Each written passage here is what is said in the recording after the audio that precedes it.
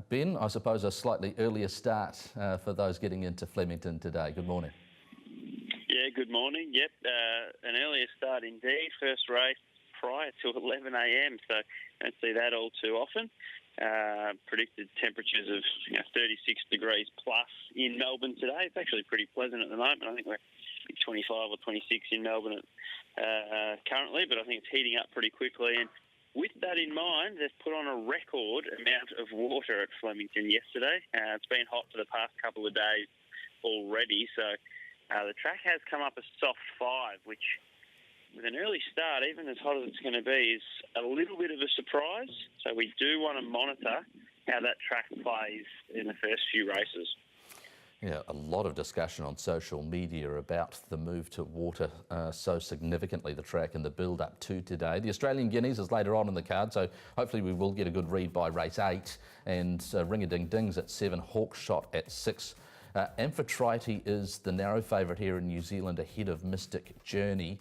Then you've got right down the bottom Declaration of Heart, who is at $23 and might make some appeal. But how do you sort of assess Mystic Journey back to Melbourne again, following some very impressive runs in Tasmania? Yeah, I think she's pretty special. I thought the Tasmanian win was better than it looks on paper. She beat some experienced older campaigners at weight for age, which is never easy for a 3-year-old filly to do. She beat Halliday Street, a subsequent Tasmanian weight for age winner. I think one of the horses that finished right down the back was a subsequent winner in Lord Da Vinci. I think the effort to win, despite perhaps not really relishing the conditions, was really good. The last time she got to 1,600 metres was Cox Plate Day. It was in a brutally run race. It went really quickly. She sat wide against the pattern of the day and she powered away to win. I think she's top class. My concern with her is the inside draw, and we just want to see how that track's playing.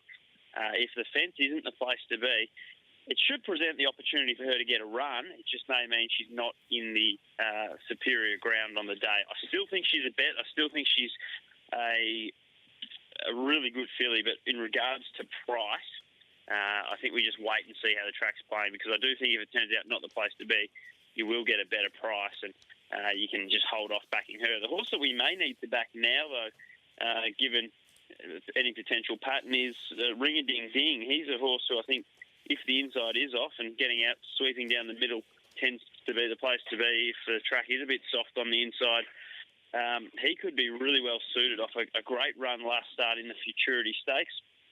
He got back to last, as is his racing pattern, and rocketed home into the fastest last 200-metre sectional of the race. And one of the fastest last 200-metre sectionals on the entire day. The big thing with this 3-year-old is getting back to Flemington. I don't think he's at all well suited at Caulfield, and I think getting to 1,600 metres on the quick back up and on the bigger track, he can really improve. So a couple of horses I like in the Australian Guineas. It's a great addition, but a couple I like are Ring-a-Ding-Ding and Mystic Journey. Ring-a-Ding-Ding certainly makes appeal, and it'll be interesting to see how Mystic Journey copes with that inside draw.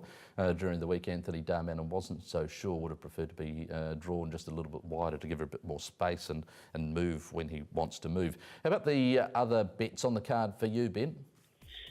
Yeah, I do like, now that Widgie Turf's been scratched in the Shaftesbury Avenue, I do like Grunt in that race. He's a class galloper resuming from a spell, and I think Flemington's the real key with Grunt. We know he's just not at his best at Caulfield, and even with that in mind, he ran a good race first up in the PB Lawrence last preparation. So resuming from a spell at Flemington, I think he should be hard to beat. There is one down the bottom of that field that probably is worth including in multiples, and maybe having a little something each way in Zebulon, who was very good first up off a long break and should be fitter for that run. But Grunt looks the class runner in the Shaftesbury Avenue race 6. Race 8, or race 7, I should say, the Blamey Stakes, which is a little bit of an all-star mile preview sort of race. There's a few gallopers here trying to get a last-minute entry into the big race a couple of weeks down the track, and I think Material Man's been crying out for a bit of luck this preparation. He had no luck in the All Stakes, no luck in the Futurity. Third up 1,600 metres. I do think he is ideally placed. You look at his form at 1,600, it's outstanding. He was great behind Galaxy Star in the Railway last preparation. So he's going to need some luck again from the inside draw, but I do think he is ideally placed. And it's a very similar story in the last race for Oregon's Day. I think the favourite's a very promising horse in Clarice Cliffs, but she's short enough, sharply up in class, 1400 first time. With that in mind, I think Oregon's Day is over the odds. But again, like Material Man and like Mystic Journey, these horses from gate one are going to need a lot of luck. So we'll just monitor how that track is playing, but pretty keen on Grunt, Material Man and Oregon's Day later on in the program. Ben Asgari, appreciate your thoughts and throwing out winners left, right and centre on the Punters Lounge Live, and let's hope that continues today.